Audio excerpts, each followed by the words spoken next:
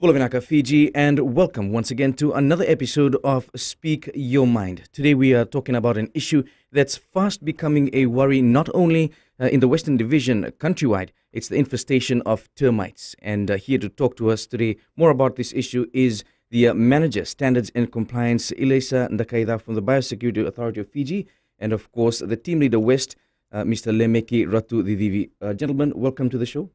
And if you're at home, if you're at work, if you have any questions, if you have any comments to make regarding this issue, you can call us up, 3220-906 or 3220-907. You can even email us on goldfm@fbc.com.fj. Now, to start things, Mr. Ndakaida, let's get into it. What are termites? And I know this issue has been on the news recently and even last year.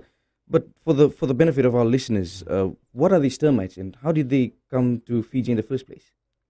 Naka Roland, this particular termite is called the Asian subterranean termite. It is a native termite of Southeast Asia, and now it is in Fiji and currently infesting houses, trees in the Lautoka area. We haven't been able to determine how it got in, but our best guess is it was brought into Fiji undetected, and it has spread and established itself. Termites, they live in colonies, and they have a king, queen, workers. So they live underground, huh? Yes, they live underground. This particular termite lives underground, hence the name subterranean. And they cause a lot of damage to structural infrastructure, homes, wooden houses, and it can also infest trees as well. And this particular termite is the second worst termite to infest homes in the world, and now we have it. Yes. Globally. So these termites are very vigorous feeders. They populate, or their colonies are made up of millions and millions of termites underground. And I think that is one of the difficult tasks that we have, is because the nest is underground, and that is where the queen and the king live. And their primary role is to just make babies. They can lay up to 20,000 to 30,000 eggs a day. And that's the great difficulty. There are other termites in Fiji. Most of them, they live above ground or have their nests above ground. But the particular difficulty with this termite is that it lives underground, and detection is quite difficult. I understand that the West has been largely hit by these termites. Being the team leader in the Western Division, Mr. Ratudivi, how has it been since this issue first came to light and now, up until now? Yeah, Country Cooperation started way back in 2010, where we surveyed about 11,750 houses, and out of that 11,000, we managed to locate 879 houses which was infested by termite. The number is increasing. At Lautoka, we are receiving about sometimes 3 to 5 calls a day, and but the infestation, they have the worst infestation, and secondary to that, most of the houses is minor what you call infestation, minor damages that we can see. But the people of Lautoka, this is something that is really worrying them. Yeah, because the most difficult part in trying to, we cannot say we are there to eradicate, but the only thing that we can do is to contain it. Because like what our manager complained said, that they live underground, so it's a bit difficult to deal with it. And what we are doing now to the people of Lautoka is intensify our awareness for them to be able to know and understand what termite is all about and what they can do, the damage that they can do. There's nothing for them to worry about. Though it's eating up all, as long as they report it to us. So that's what Lautoka is facing right now. We'll talk a bit more on how the public can react to the termites. But we've also been getting some calls as to the swarming. The experiencing swarms of termites, especially in Lautoka. Can you explain why this is happening? Yes, swarming is a natural process that termites go through. It's not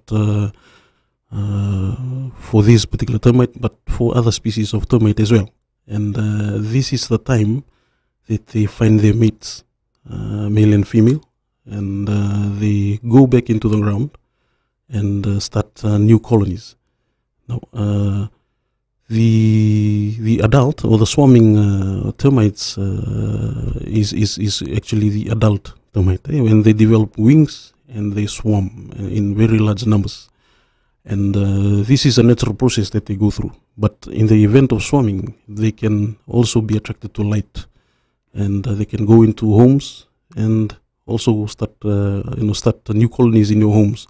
As well as it could be a danger to drivers if they are driving at night. They could be attracted to your headlights, and cause poor visibility on the roads, and might cause. I've never actually experienced it. I've heard about it, but you mentioning it now, it is bad. Huh?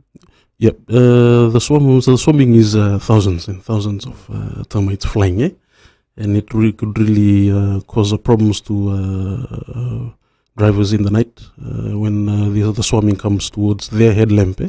But we advise people, just park your vehicle on the side of the road, switch off your engine, turn off your lights, and just let the swarm pass, so that it doesn't cause any problem to you.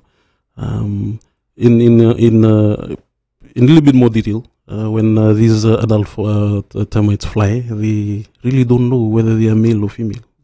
It's when they land on the ground and they take off their wings or lose their wings. That's when they know that they are either male or female. So when they pair up, they immediately go into the ground and start new colonies. But survival or starting of new colonies, is the percentage of expectation to start new colonies is not really that high. That's why the swarming is so large. That they want a very high probability of colonies to survive. You mentioned before that there's a lot of other termites in the country. How would we differentiate? How would we know that that a particular termite is the subterranean one? How would we look out for it? Well, basically, to identify a termite, you would need the soldier termite. Okay? The colony of the termite is made up of different castes. So you have the soldiers, the workers, and then you have the king and the queen. And then you have the reproductives. They're called small princes and princesses. And you would need the soldier termite to identify it under a microscope. They're very minute insects, so you would need a microscope to really identify it. But sometimes you can differentiate it between the ways they feed, and also the discharge. The matter they discharge is quite different from the termites. So you have termites that can infest your cupboards or your homes. And then those that infest the trees, those are local termites, and they have their nest on the trees as well. All right. We'll head into a short break. When we get back, if you have any questions, call us up 3220-906 or 3220-907. We'll continue this discussion after the break.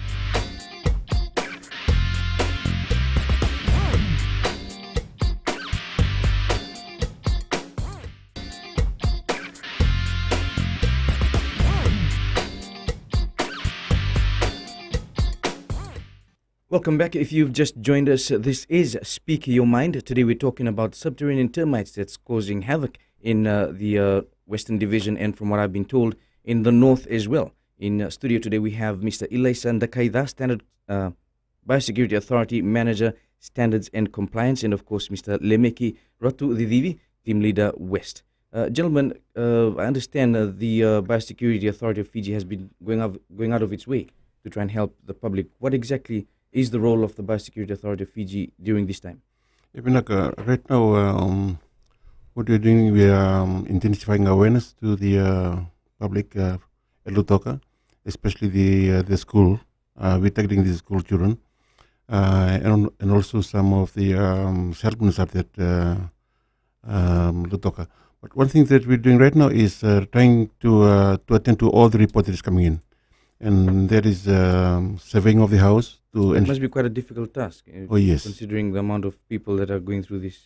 Yes, and that is where we, just to let the public of Lutoka know that be patient with us, because sometimes a lot of calls coming in. Yeah, and first thing, like to survey your house, it's going to take about half an hour for you to determine that the presence of Asian subterranean is inside that house. And after that, then they will have to look for tracks. When we talk about tracks, that is the track will lead them from underground into that house. Unless and when we see the tracks, we can apply the chemical. Yeah, and that is one of the most difficult things that we have at hand. First of all, is to try and find those tracks, and tracks is very, very hard for us to see because sometimes you just go from under the ground right into the building. Yeah, and we applying this chemical and also this powder. As for houses, we are applying this powder because the this powder is that once we have that we identify those tracks, when we pump it in, our hope that powder will reach the queen. And our aim is to try and for the powder to find the queen, and that will see the destruction of that colony. Going back to 2010 and 2011, most of the houses that we attended, no complaints come back from them. So we're sure that yes, those. So it's working. Yeah. And this powder can only be brought in from Australia. Yeah, the Thibodeau. Okay. Yeah. So what can the public do to be able to counter this? What Yeah, would your advice be to the public? Of course, we would need the assistance of the public to take this fight head on with the termites. It's not a normal situation a person would come across. We know it's a new thing to them, and awareness is such an important component of this program. And we would like everybody to know about these termites and what they can do to prevent the termites from getting into their houses in the first place. And that's generally keeping a good hygiene around the house. If you have rotten timber lying around in the house or outside the house, I know you need to remove this and burn it, because this is a food source for the termites. And once the termite detect that you have food source lying around under your house and you're not keeping a clean compound, it's just easy entry for them to infest your houses. Especially in the rural Lautoka areas where perhaps the plumbing system is not that good, and there are puddles, water puddles around the houses, and this is just a conducive environment for the termite, and they like wet, damp, and dry places, and so that they can survive. And because some of these houses have leaking pipes and taps, and it's just a conducive environment for termites to enter and invade their homes, and the damage is so huge. And that was leading up to my following question, because a lot of people they don't seem to realize the real danger posed by these termites. So can you give us a bit of some examples of the damage that they've done, that you've seen? Yeah. Especially the purling. You see, termite, once they go into a house, they will never start from the bottom plate. They will start from the ceiling. And one thing that we should know, one of the advice that came from scientists, that once you enter that house, you should try and make less noise, not to disturb them. Yeah. Now, I was thinking about the. Is that because there's a danger of them spreading to other rooms? Okay. To the other rooms, yeah. So they'll start from the ceiling and they'll eventually come down and reach the what's called the bottom plate. Now, if you go, if there's a house that we're inspecting, and if you find out that the what's called the bottom plate is infested, and there is a warning sign for us, we can tell that the whole structure is unsafe. Maybe just waiting for a cyclone or something to pull it down. Like what Eliza mentioned before, that. So I'm guessing that there's some homes that have had to be dismantled? Oh, yes. We dismantled about 800 houses from 2010 to 2011. And we were so fortunate because we didn't come across any cyclone at the time. And then government pumping a lot of money to have the house fixed, and lucky for a lot of residents at Lautoka. Perhaps to give the damages to a better perspective to the listeners. For example, imagine a piece of 4x2 You look at the outside, Oh, yeah. it's nice and well intact, but you can actually poke your finger right through that 4x2. The inside. Yes. So you can your finger will go right through that 4x2, and that's how dangerous and devastating these termites are. How fast do they work? I mean, how if for a house, if they infest a house, how long does it take before that house is fully damaged? I believe it's just like in a matter of weeks. Yeah. In a matter of weeks, it As long can as destroy a house. as long as the food source is there. No, once that is eaten up, then they move it to another house. Right. Okay. Now I understand that they've been also been detected in Lambasa. How bad is that? The situation in Lambasa. Yeah, just like Lutoka, we've got about 22, 23 houses, and lately, when we went over to Lambasa, we found another 6 houses, new houses. So there's about 28 houses at Lambasa. In Lambasa, Yeah. that have been identified to be. Yeah, in only at Walimbasong. That's Walimbasong, okay. Mbatinikama, and yeah. So what's been done in Lambasa? Well, the Right. same thing like what we're doing here at Lutoka, attending to reports, surveying the houses and treating them, and also conducting awareness, reminding the people on what to do, and have the surrounding clear, like what Liza has referred to. Especially one of the things that we've noticed that most of the houses, it's all dark inside. Yeah. And So they thrive in these places. yes. And we always tell them, open the door and draw your curtains apart and just let the, Let the light in. yes. We'll talk more on that. We'll go ahead into a short break, and when we get back, we'll speak more on termite infestation in the West as well as in Lambasa.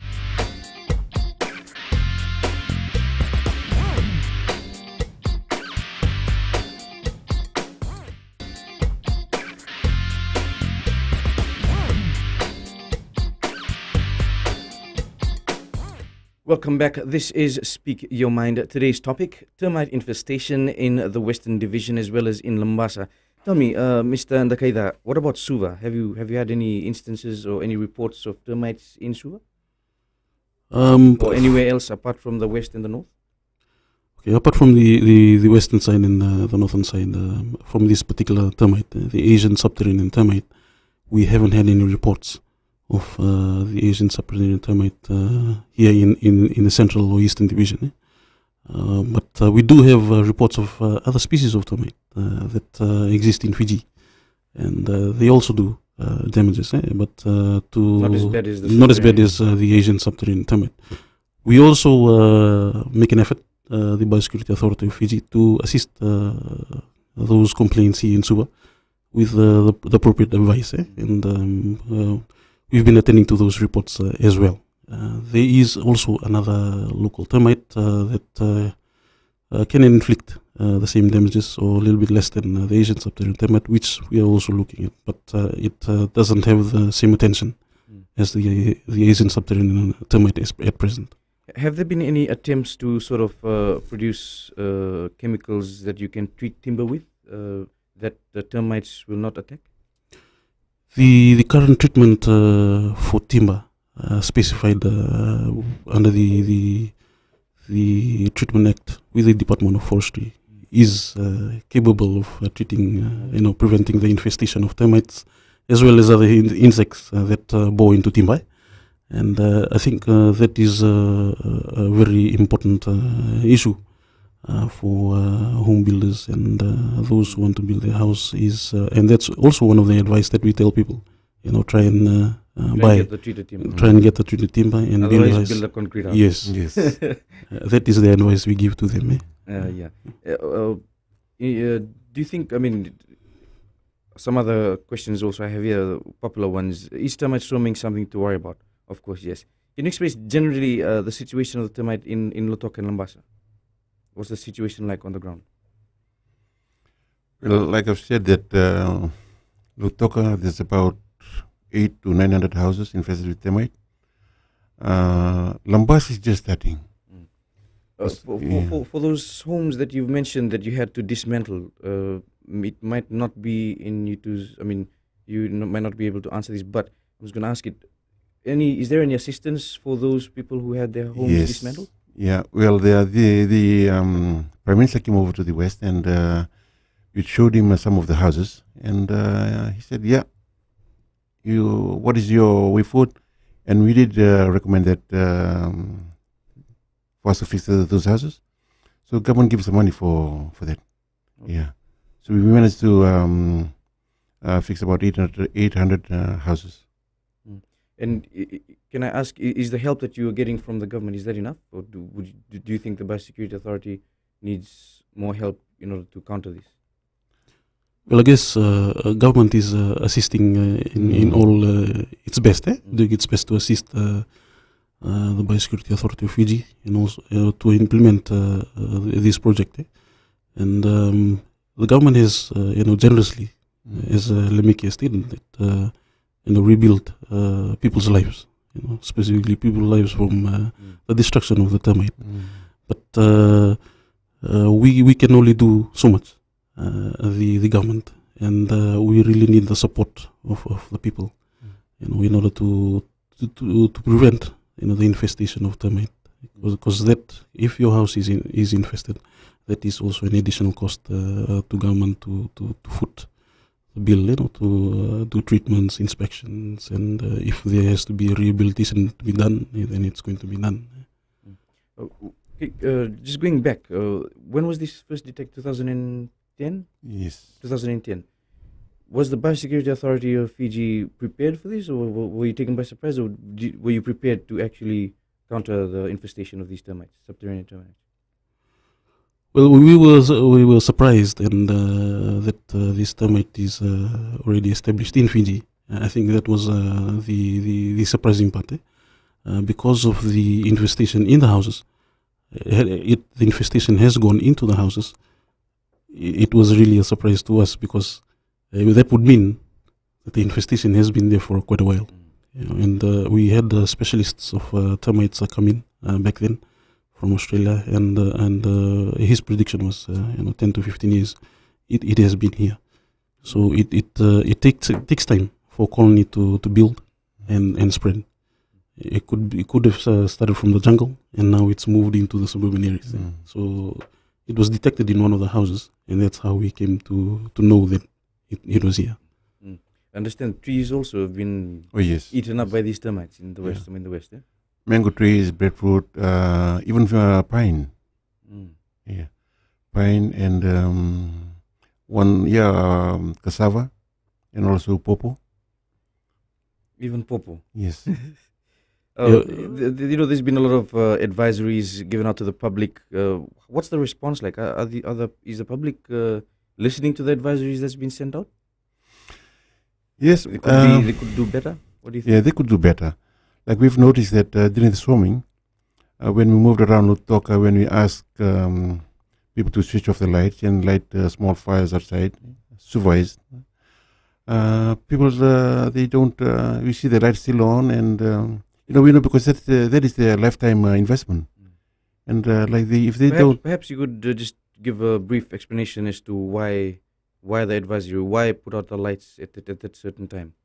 Yeah, because what Eliza have said before, that they cannot see where they're flying, but the only thing that will attract them is the light. And once they see light, they just go in there, and then once they fall on the ground, they take off their wings, and that is where they're going to start the colony. So we've been asking the public, please turn off your lights. Yeah, like last night, most people at Natambua, we saw that the light was still on, and they don't take heed of the advice that we've been given, And then all of a sudden they come, hey, this termite inside the house. If only they can take heed of our advice, and also make use of the ad that has been playing on ABC every afternoon from 5:30 to 8. Yeah, just to turn off the lights. Yeah, and just to ensure that those termite will miss your house and they'll just go carry on, and But the other thing is that we're trying to contain this termite. We don't want it to go to Nandi, because Nandi doesn't have those species. So it's only restricted only in at Lautoka. Okay. Yeah, and so far we've been very successful in containing this termite at Lautoka.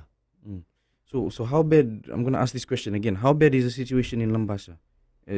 is it? I know it's not as bad as Lotoka. I'm guessing.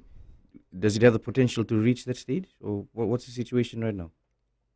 Well, I would say that because we've treated about 23 houses way back in 2010, and last month we visited them again, and then we managed to find six houses only. 6 more. Yeah, so that's a good sign. And I'd like to thank the people of Lombasa because they're taking heed of our advice. And most of the houses that we visited last time, they're doing exactly what we've asked them to do. Well, that's good to know. If you're listening in from Mombasa and you have any questions or comments, 3220-906 or 3220-907 is the number to call. We'll head into a short break. When we get back, we'll talk more on termites.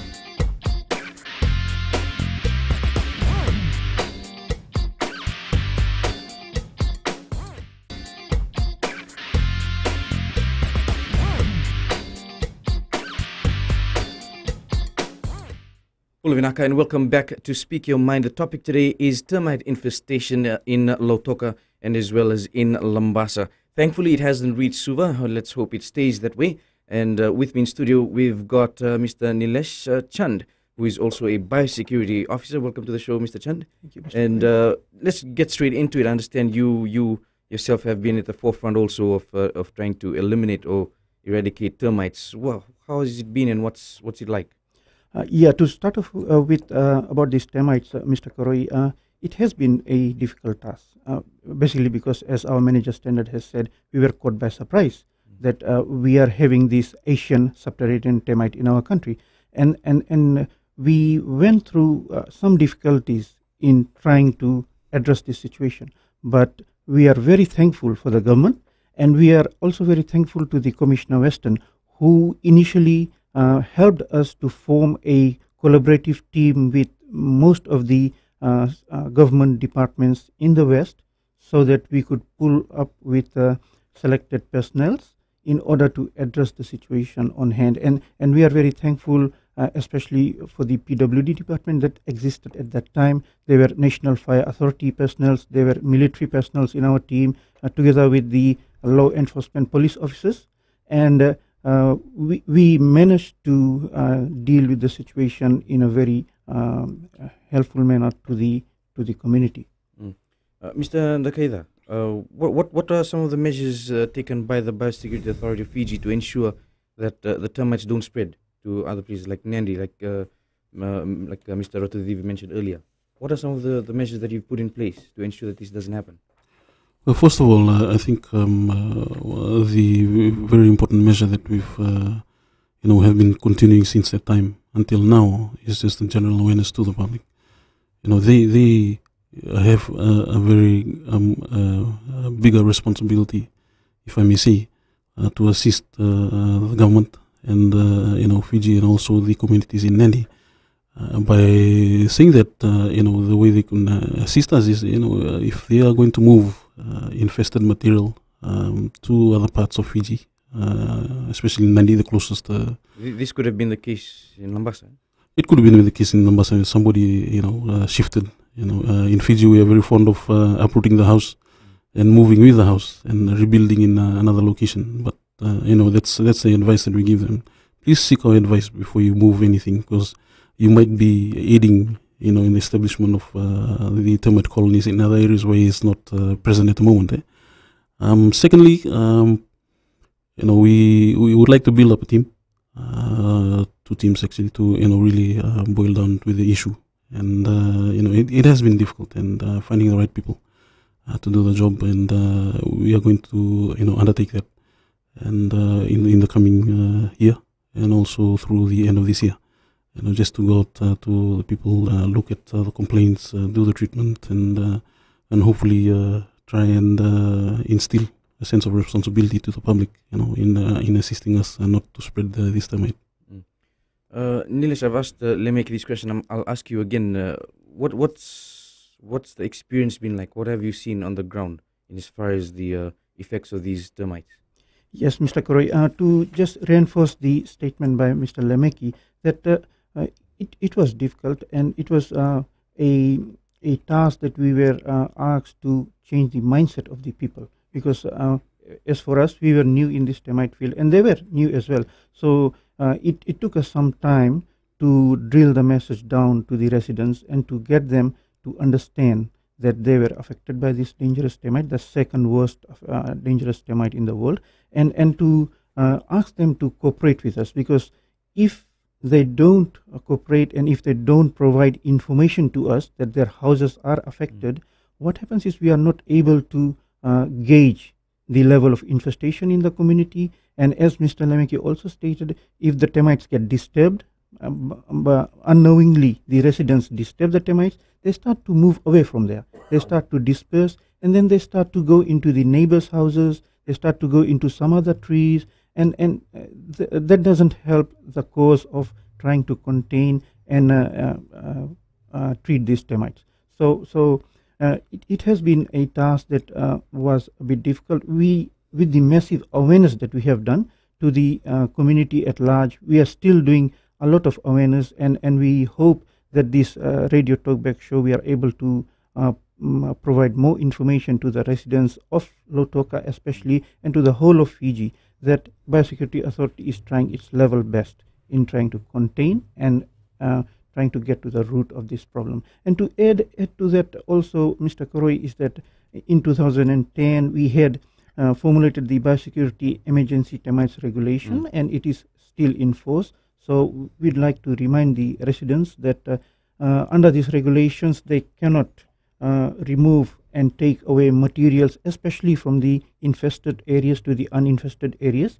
And these include any materials which are of timber and wood origin, soil where the termites have their colonies. So soil is a good media which can disperse these termites, as well as all their household belongings, their furniture and their clothings. These termites have been found to infest books and all those paper materials. So unknowingly, when the residents are moving away from an infested area to an uninfested area, they could be taking away this. So the regulation is in there and is in effect that they should not be doing all those things. So I understand there's also penalties if this happens, right? Yeah. Yes, Mr. Koroi. Can you tell us what those penalties might be?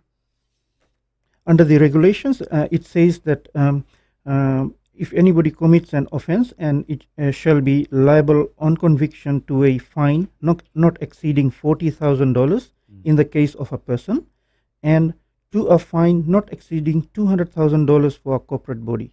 So those are the fines in place at the moment. Right. Has anyone? Do you know of any cases where anyone was actually caught doing this? I mean, moving things without the advice of the Biosecurity Authority? At present, we haven't caught anybody or find anyone with those fines. But we hope the public takes heed of the regulations and not get caught in transporting the materials that can transfer the termites to uninfested areas. And I guess it's an opportunity for the public to come to us and seek our advice, and we can readily give that advice to them. Now, we've mentioned this over and over again, that there's many other species of termites out there. How would I identify if my home's been attacked by termites? How would I identify that it's indeed the subterranean one? I guess the best thing would be to call biosecurity. Yes, that's one way to to confirm that it's the Asian subterranean termite. But if you are in Lautoka and Lambasa, and you would find mud tunnels going up your piles into your homes, or if you have deposits of soil, creeping out of some of the cracks in the wall, that is also an indication that you have termites. Because as I mentioned earlier, it's a very, very ferocious feeder, and it's very fast to infest your home and chew into your timber. And because the insides get chewed up, you can find some soft spots in your walls and your beams, and this is a sure sign of the infestation of Asian subterranean termite. The other termite species in Fiji, they're very slow feeders. It will take some time for you to see very heavy damages to your house. Okay. We'll head into another short break and we'll return for the last segment of Speak Your Mind.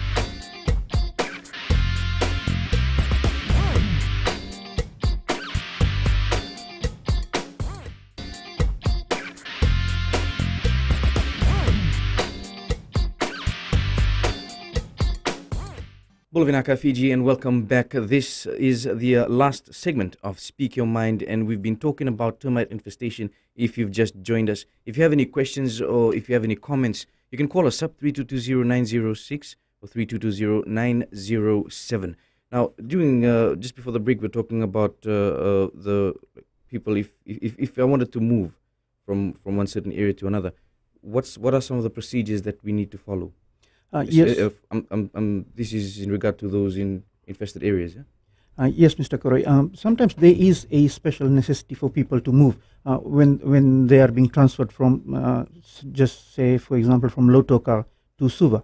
And there is a necessity for them to move their household belongings and other stuff. So in that case, what we have done is we have devised a transfer form under the Operation Kandivuka that we are having now. And then in the transfer form, we ask the people to provide the details of what are the stuff that they want to move away from an infested area into an uninfested area. And basically, what are the genuine reasons? Why are they trying to do that? And then once we receive that transfer request, within a 24-hour time frame, we'll go and we will inspect. We'll inspect the household belongings, and we will then be able to advise the residents as to how safely they can move those items from their houses to a new area, or if there is something which they cannot take with them, we'll advise them as well. And for the information of the residents of Fiji, you cannot move soil because it's very difficult to inspect soil. So we taking that cautious approach, and we telling the residents you cannot move any soil from the infested areas. What we are allowing them to transfer is their furniture and all their household belongings and their clothes. So we'll have a very thorough inspection. We'll go through, we'll have a look at them, and then from there we'll base our decision as to how safely they can move. And then we'll also want to keep a track of them moving into a new area, and then we'll ask our subordinate officers around the country to have a tab on them. If they find any suspicious activities, to immediately contact us, because there could be something which has just gone past unchecked, and it might come over to the new place. So all in all, what we are trying to do is we're trying our level best to help the people carry on with their normal lives, but not to spread these termites out of those infested areas. How far underground are we talking, Mr. Ndakaida? The colonies? We could be talking about around 50 meters in the ground, and 50 meters underground. Under the surface, and because these termites are blind, they don't have eyes. So what they do, they just burrow into the ground until they meet a food source. It could be a house sitting on the soil, or it could be a post in the soil, and that's how they could actually crawl up and enter your homes, building that mud tunnel. So they forage underground until they meet a food source, and then they stay. You seem well versed with these termites. Were the Biosecurity Authority officers? Did you have to get sort of educated to be able to study these termites? Yes, it falls into the study of insects, and termites is one of those insects, and they have the same colony structure as bees and ants, and so we have to train our people to understand and know about termites and how they live, how they behave, their biology, and also understand the different treatment options that are available out there, especially chemical treatment. And this is how we have to transfer that knowledge and to the officers. Back in 2010, when we started Operation Kandivuka, as I mentioned by Nilesh, we had officers from different fields, and because the study of insects is such a scientific area, and we need to transfer that knowledge to our colleagues from the military, the fire, PWD, the police, and so that considered effort by everyone. Yes, we really needed that concerted effort, because it's such a huge problem and such a huge area to cover, and we really needed the manpower back then. Being this our last segment and we running short of time, just probably another advisory, Nilesh, to the public, especially in Lautoka and Lambas, on what they can do to ensure that this doesn't spread? Yes, Mr. Koroi, our best advice is for the residents to please cooperate with us by not spreading the termites beyond the infested areas, and immediately report any signs of termite infestation to our office. We have our head office in Suva, and the phone number is 3312-512. Our Nandi office, the phone number is 6725-092. For our Lautoka office, the phone number is 666-5984. And for our Savu Savu office, the phone number is 8850-864. As well as you can also contact our team leader West, who is also heading the termite operations, Mr. Francis Lemeki. His mobile number is 995-7757. And we are also having our website, www.biosecurityfiji.com, as well as we have the info@biosecurityfiji.com email, where you can send in the complaints and receive inquiries about that. And the good thing that I would like to inform the residents is our office in Lautoka is receiving the complaints, but they have to come in personally because they need to sign in a form. So we have a special form made up. They have to come into our office and sign up and say that they have termite or signs of termite, and then we'll act accordingly to that. Okay. Mr. Ndakaida, budget announcement coming up soon in November. Biosecurity made its submission already? Yes, Biosecurity has made that submission, which also includes the continuation of the termite operations. And hopefully we'll continue with this work. So just very quickly to wrap things up, what are the plans for termites in 2014? Basically, we'll be increasing our presence and our frequency to respond to complaints, and we'd like to do that efficiently and in a very timely manner. And we want to put resources into the termites operations. Well, Mr. Ndakaida, Mr. Chand, thank you so much for taking our time to be on Speak Your Mind today. And there you have it, the termite infestation. If you have any questions or if you suspect infestation, you can call the numbers that have been revealed on Speak Your Mind. That was the show for this week. Until next week, I'm Roland Wadimanda.